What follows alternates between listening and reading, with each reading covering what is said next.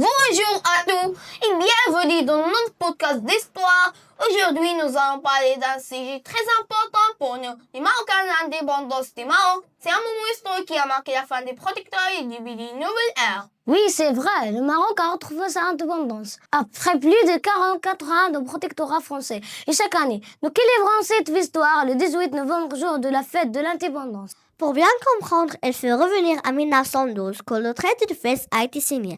Ce traité a placé le Maroc sous le protectorat de la France et certains réunis sous le contrôle de l'Espagne. Les Marocains ne pouvaient plus décider librement pour leurs pays. Mais le peuple marocain n'a jamais accepté cela. Très vite, des mouvements de résistance se sont formés partout dans le pays. Les Marocains ont montré un grand courage pour défendre leur liberté et leur identité nationale.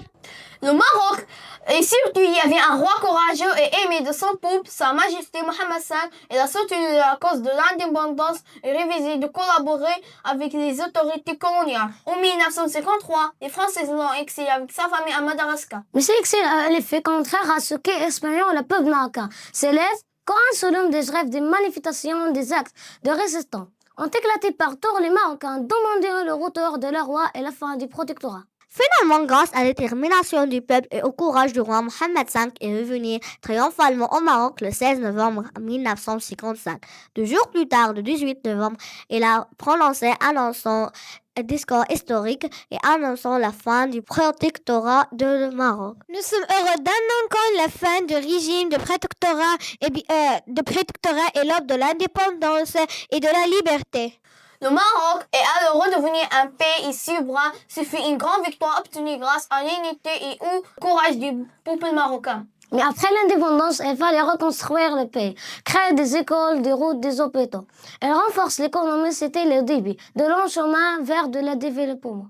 Depuis, le Maroc a beaucoup évolué. Un pays moderne et ouvert sur le monde, du Maroc indépendant. Et chaque année, le 18 novembre, nous célébrons cette journée pour honorer nos héros, les résistances, les martyrs, les nationalistes et bien sûr le roi Mohammed V, le père de l'indépendance. Merci à tous de nous avoir écoutés. Souvenons-nous toujours que la liberté est le fruit du courage, de la foi, de l'amour, de la partie.